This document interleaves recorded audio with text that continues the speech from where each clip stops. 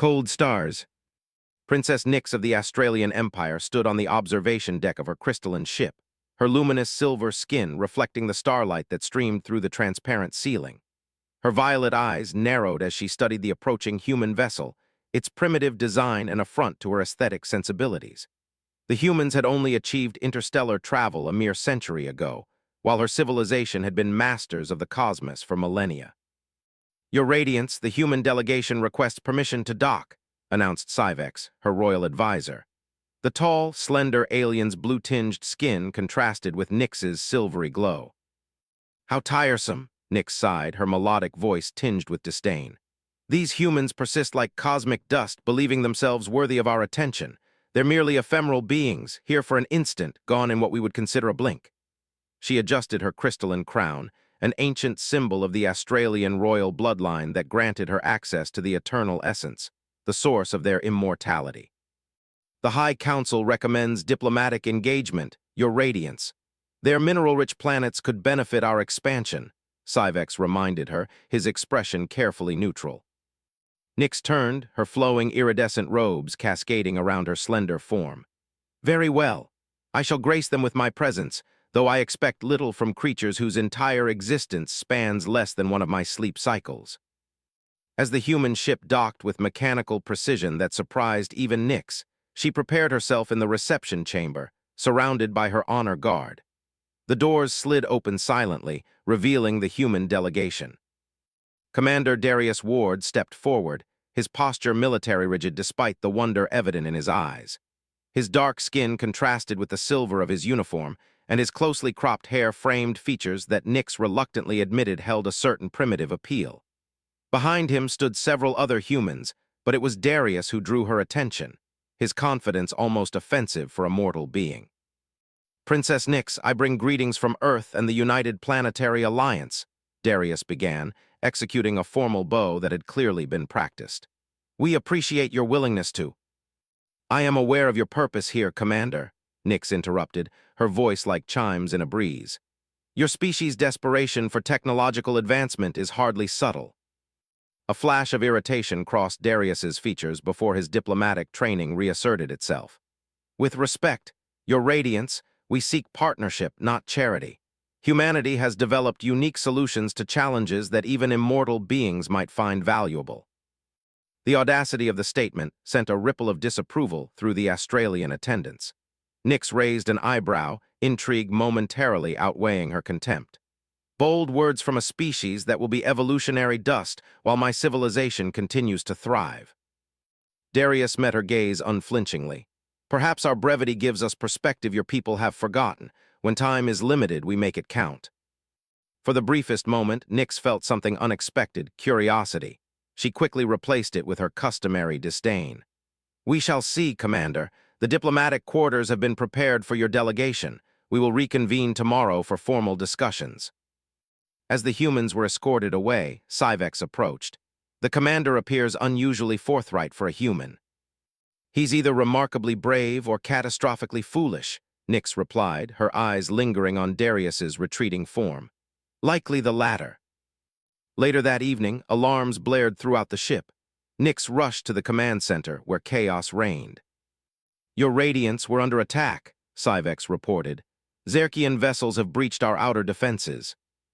The Zerkians, ancient enemies of the Australians, thought to have been defeated centuries ago. Their sudden reappearance was concerning, but hardly a crisis for Australian defenses. "Deploy the quantum shields," Nyx ordered calmly. "This should be quickly resolved." "The shields are offline," a technician reported, panic in his voice. "Something has corrupted the defense systems." Before Nyx could respond, the doors to the command center burst open. Darius and two of his officers rushed in, weapons drawn. "The Zerkians are using a targeted quantum virus against your systems," Darius announced, holstering his weapon as he approached the central console. "We've seen this before. They attacked our colonies last year." "You dare enter the command center uninvited?" Nyx demanded, though her outrage was tempered by the urgency of the situation. "Would you prefer to debate protocol while your ship is destroyed?" Darius countered, already interfacing with the Australian technology using some device from his wrist. Our technology is beyond your comprehension, Nix began, only to be cut off by another explosion that rocked the ship. Your technology shares quantum principles with ours, Darius replied without looking up. Different applications, same foundations. His fingers flew across the interface, and suddenly the main screen displayed lines of code unfamiliar to Nix. "What are you doing?" she demanded, moving closer despite herself. "Creating a firewall using modified human encryption. The Xerkians won't expect it because it's conceptually different from your defenses," Darius explained. "It won't hold forever, but it might buy us enough time to counterattack." To Nix's surprise, the ship systems began to stabilize.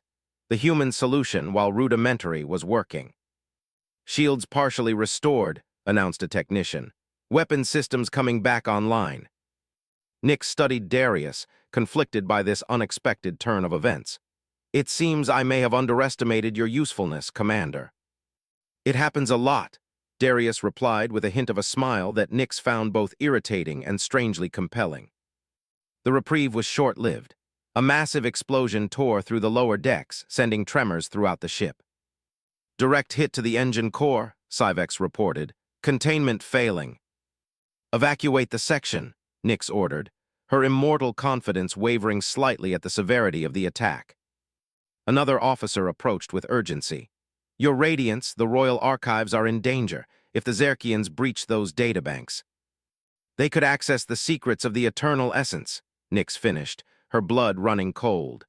The thought of these barbarians obtaining the source of Australian immortality was unthinkable. "I need to secure the archives," she announced, already moving toward the exit. "Your Radiance, it's too dangerous," Syvex protested.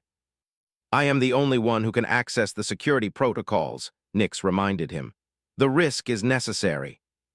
"I'm coming with you," Darius stated, not a request but a declaration. "This doesn't concern you, human," Nix replied sharply. "The ship I'm currently standing on is under attack. I'd say it concerns me directly," Darius countered. "Besides, you might need someone who thinks differently." Another explosion rocked the ship, making the decision for her. "Fine, try to keep up, Commander."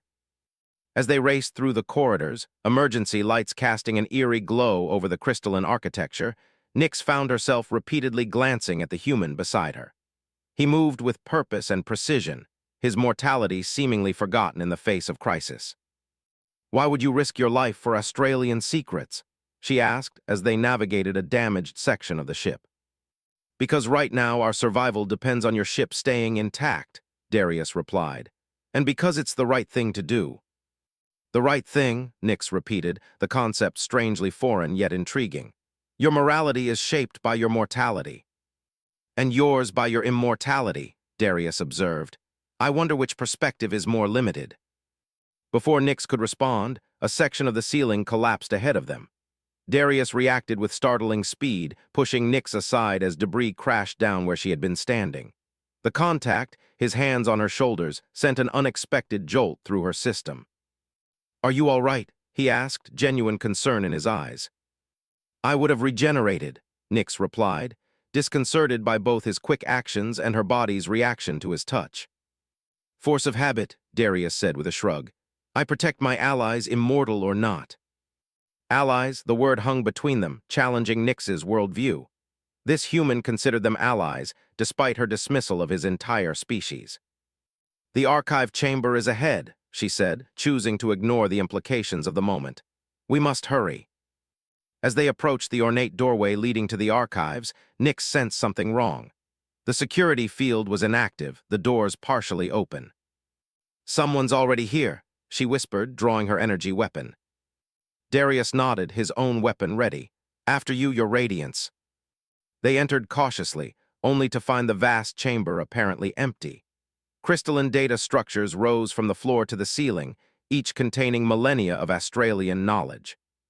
"The breach appears to be at the central console," Nix observed, moving swiftly toward the heart of the room where the most valuable data, including the secrets of the Eternal Essence, was stored. As they reached the console, a shadowy figure materialized from behind a data crystal. Before either could react, it fired an energy pulse directly at Nix. Darius moved with surprising agility, knocking Nix out of the beam's path but taking a glancing hit to his shoulder. He grimaced in pain but maintained his stance, returning fire and forcing the assailant to retreat. "Commander, you're injured," Nix stated, surprised by the concern in her own voice. "I've had worse," Darius replied through gritted teeth. "Secure what you came for." Nix turned to the console, activating the emergency protocols with her royal access codes. As the data began transferring to a secure backup, she glanced at Darius, who stood vigilant despite his injury. For the first time in her long existence, Princess Nix of Astralis found herself reevaluating her assumptions. This human, this ephemeral being, had willingly risked his short life to protect her immortal one. It was a concept that challenged everything she had been taught about humanity's inferiority. As the archive secured itself, and alarms signaled that the Zerkian attack was being repelled, Nix made a decision that would ultimately change the course of both their lives. "Come, Commander," she said, her tone softer than before. "Let's get that wound treated." Darius looked at her with surprise, then offered a small smile. "Lead the way, Your Radiance." As they left the archive chamber, neither could have predicted how this reluctant alliance would evolve, or the impossible choice that would eventually face the immortal Princess of Astralis. The medical bay of the Australian vessel shimmered with advanced technology beyond human comprehension. Darius sat stoically on an examination platform as an Australian healer passed a luminescent device over his injured shoulder. Princess Nix observed from nearby, her violet eyes studying the human commander with newfound curiosity. "Your cellular regeneration is remarkably slow," she commented, watching as the wound gradually closed under the healer's ministrations. "How do your people accomplish anything with such biological limitations?" Darius managed a wry smile despite his discomfort. "We adapt. When you don't have millennia to solve problems, you get creative." The healer completed her work and departed with a formal bow to Nix, leaving the princess and commander alone. "Your intervention in the archive chamber was unexpected," Nix acknowledged, choosing her words carefully. "Few beings would risk themselves for someone they consider an adversary." "Is that what we are, adversaries?" Darius asked, testing his healed shoulder with a slight wince. "I was under the impression we were diplomatic partners." "Partners implies equality," Nix replied automatically, then paused, reconsidering. "Though perhaps I've been hasty in my assessment." Before Darius could respond, Syvex entered the medical bay, his typically composed demeanor visibly strained.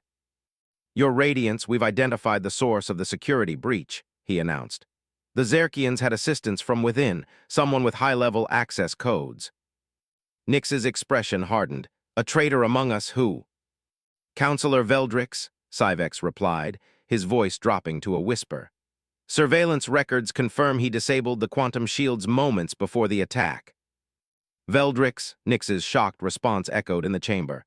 "He served the royal family for 3 centuries. The evidence is conclusive, Your Radiance. And there's more. He's escaped in a stealth vessel with copies of partial data from the royal archives." Darius, who had been listening intently, stood up. "What exactly did he take?" Syvex shot him a cold glance. "This is an internal Australian matter, human." "The commander's tactical insight has proven valuable," Nix interjected, surprising herself with the defense. "What was compromised, Syvex?" The advisor hesitated before answering. "Fragmentary data regarding the eternal essence, Your Radiance. Not enough to replicate it, but sufficient to potentially destabilize it." Nix's luminous skin paled slightly. "The consequences could be catastrophic, not just for our people, but for the cosmic balance itself." She turned to Darius. "The eternal essence isn't merely the source of our longevity. It's a cosmological constant, a fundamental thread in the fabric of reality." "And now the Zerkians have part of its blueprint," Darius concluded. "What's their endgame?" "Domination, certainly," Nix replied. "But Veldrix's involvement suggests something more complex. He was always a traditionalist, opposed to any interaction with younger species." "Including humans," Syvex added pointedly. The implications crystallized in Nix's mind. "The attack coincided precisely with your delegation's arrival. This wasn't just about stealing secrets. It was meant to sever any potential alliance between our peoples." Darius crossed his arms. "By making it look like humans were somehow involved in the breach, Precisely, Nix confirmed. A clever strategy. Had you not demonstrated your opposition to the Xerkians so convincingly, suspicion might have fallen on your delegation. A diplomatic alert chimed, interrupting their conversation.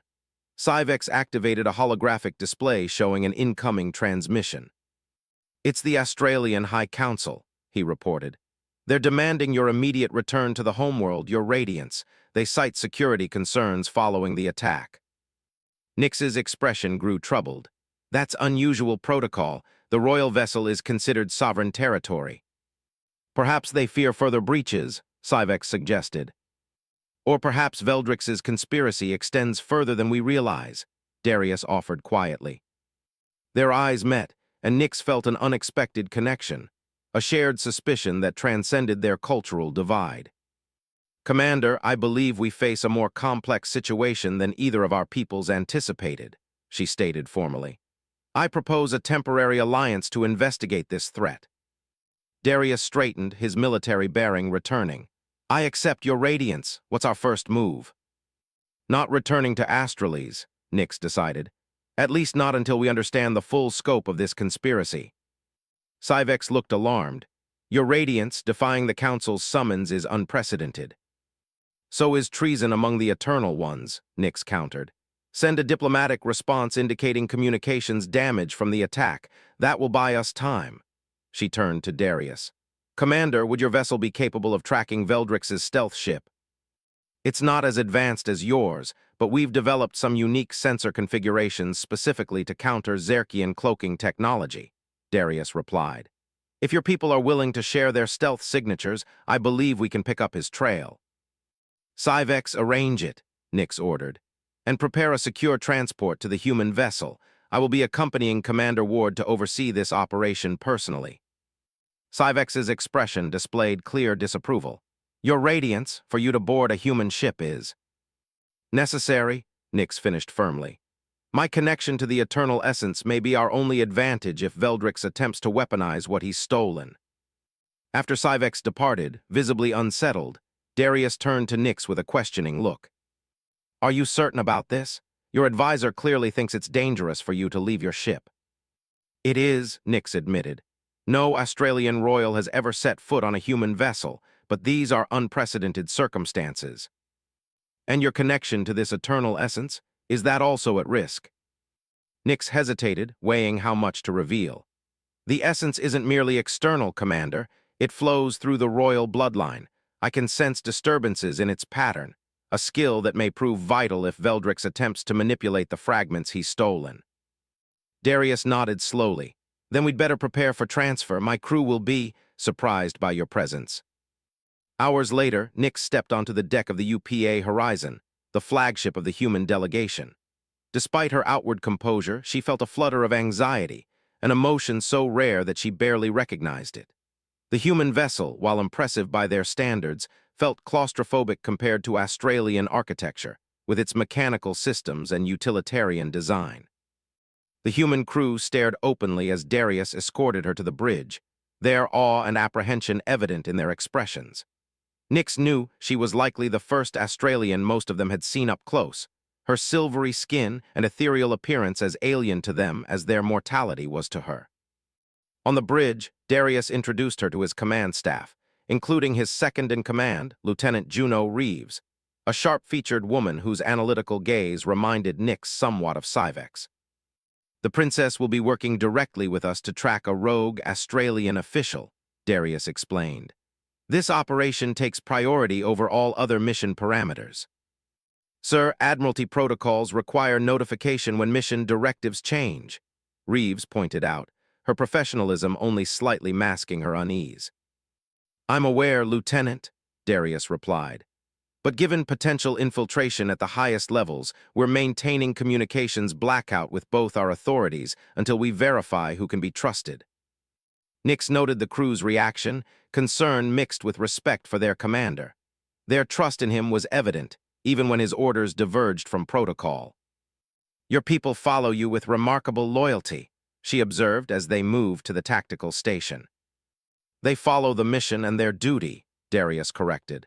"If they believed I was acting against either, they'd remove me from command in an instant." Even though you outrank them? Nix asked, genuinely curious. Rank grants authority, not infallibility, Darius explained. The strongest human systems include checks against power concentration. I assume it's different among your people. The royal connection to the eternal essence grants more than longevity, Nix admitted. It links us to the collective wisdom of all who came before. Our authority stems from that accumulated perspective. A biological hierarchy, Darius mused. Efficient perhaps, but resistant to new ideas. The question struck Nix as surprisingly insightful. Before she could respond, the tactical officer called their attention to the main display. Commander, we've integrated the Australian stealth signatures into our detection grid. I'm picking up a faint trail consistent with their propulsion wake. Location? Darius asked, immediately focused on the mission. Heading toward the Cygnus Rift, sir. It's a gravitational anomaly at the edge of charted space. Nix stepped forward, studying the star chart with sudden intensity. The Nexus chamber lies beyond the rift. What's the Nexus chamber? Darius asked. An ancient temple, predating even Australian civilization, Nix explained, her voice hushed with reverence. It's said to be where the eternal essence first manifested in our dimension, if Veldrix is taking the stolen data there. He could potentially manipulate the source itself, Darius concluded. Set course for the Cygnus Rift, maximum speed. As the human vessel surged forward, Nix felt the familiar weight of royal responsibility, now complicated by her unprecedented alliance with these ephemeral beings. For millennia, she had viewed humans as little more than cosmic curiosities, brief flashes of consciousness in the universe's grand timeline. Now, she found herself depending on their unique perspective and unexpected capabilities. The following days aboard the Horizon were a revelation for Nix. She observed the crew's efficient interactions, their problem-solving flexibility, and their capacity for adaptation. Most surprisingly, she noticed how they incorporated joy and humor into their duties, concepts largely absent from Australian service, where perfection was expected as standard. On the third day of their pursuit, Nix found Darius in the ship's observation lounge, studying star charts during his rest period. Your species requires regular sleep cycles, she remarked, joining him. Yet you deprive yourself of it. Darius looked up with a tired smile. Special circumstances. How are you adjusting to life aboard our primitive vessel? It's less primitive than I initially judged, Nix admitted. Different priorities, certainly, but effective in its own way. High praise from an immortal princess, Darius chuckled. Nix studied him in the dim light, nodding the determination etched in his features despite his fatigue. Why did you really volunteer to escort me aboard? Your crew clearly had reservations. Darius set aside the charts, considering his answer. Officially, it's because this mission directly impacts Earth's security. The alliance between our peoples could reshape human development for generations. And unofficially, Nix pressed, surprising herself with her interest in his personal motivations. Curiosity, Darius admitted. Your people have observed the cosmos for thousands of years, the perspective that comes with such longevity. I can't help but wonder what it reveals about existence itself. You're a philosopher as well as a soldier. In humanity's earlier centuries, they were often the same, Darius replied. The best military minds understood that conflict isn't merely about tactics, it's about understanding different ways of perceiving reality. Nix found herself drawn into genuine conversation, a novel experience with a non-Australian. And what does your brief human perspective reveal that my eternal one might miss? Urgency, Darius suggested. Appreciation for the transient. When everything is temporary, it becomes more precious. Even relationships? Nix asked, the question emerging before she could reconsider it. Especially relationships, Darius confirmed, his eyes meeting hers with unexpected intensity. Immortality might grant perspective, but I wonder if it dilutes connection. If someone will always be there tomorrow, is their presence today as meaningful? The question resonated with Nix in ways she hadn't anticipated. Throughout her centuries, relationships had indeed been measured, calculated affairs, political alliances or intellectual partnerships, never the urgent, passionate connections humans seem to form. An intriguing hypothesis, she acknowledged, unsettled by how the conversation had shifted to territory both personal and philosophical. A proximity alert saved her from further reflection, announcing their approach to the Cygnus Rift. They returned to the bridge, where Lieutenant Reeves was coordinating scan patterns. "The rift's gravitational distortions are interfering with our sensors," she reported. "But we've detected an anomalous energy signature consistent with Australian technology on the far side." "The Nexus chamber," Nix confirmed, her senses already detecting subtle disturbances in the eternal essence. "Veldrix has arrived ahead of us." "Can we follow him through?" Darius asked. "The rift destroys most vessels that attempt passage," Nix warned. "Only ships specifically calibrated to its gravitational harmonics can navigate it safely." "Is yours so calibrated?" Darius inquired. "All royal vessels are, yes, but mine remains with my delegation following at a distance." Darius turned to his engineering officer. "Could we modify our shields to match these harmonics?" "Possibly, sir, with the right specifications, but the power requirements would be enormous." "I may be able to assist," Nix offered, stepping forward. "My connection to the essence allows me to perceive the rift's patterns, if your engineers can translate my observations into your shield frequencies." Darius didn't hesitate. "Let's make it happen." The next hours were a blur of activity as human engineers worked alongside Nix to reconfigure the ship's defenses. The collaboration demonstrated both the ingenuity of humans and their willingness to trust an alien perspective when necessary. As they finalized preparations, Darius found Nix at her temporary workstation, her luminous features intense with concentration. "The modifications are complete," he informed her. "Are you certain this will work?" "No," Nix admitted candidly. "This integration of Australian perception and human technology is unprecedented. The risk is substantial." Darius leaned against the console. "Then why take it? You've lived for centuries. Surely patience would be the wiser course, waiting for your properly equipped vessels." "Because by then it could be too late," Nix replied, meeting his gaze. "The essence isn't merely about immortality, Commander. It's about balance. If Veldrix corrupts it, the consequences would ripple across realities." "So it's about duty," Darius nodded. "It has always been about duty," Nix agreed, then added with surprise in her voice. "But now it's also about choice. I choose to act with urgency rather than eternal caution. Perhaps your human perspective is influencing me more than I realized." Something shifted between them in that moment, a recognition that transcended their biological differences. Darius extended his hand, a human gesture of partnership. "Then let's face this risk together, Your Radiance." Nix hesitated only briefly before placing her luminous hand in his. The contact sent an unexpected warmth through her being, a sensation both alien and oddly familiar. "Together," she agreed, the word carrying weight beyond its simple meaning. As the horizon approached the swirling maw of the Cygnus Rift, its modified shields humming with Australian-inspired harmonics, Princess Nix of the Eternal Ones stood alongside Commander Darius Ward on the bridge. Their unlikely alliance, forged through crisis and strengthened by mutual respect, was about to face its greatest test. Neither could have predicted how their journey through the rift would transform them both, nor the impossible choice that awaited Nix on the other side. A choice between her immortal heritage and a connection more profound than she had experienced in all her centuries of existence.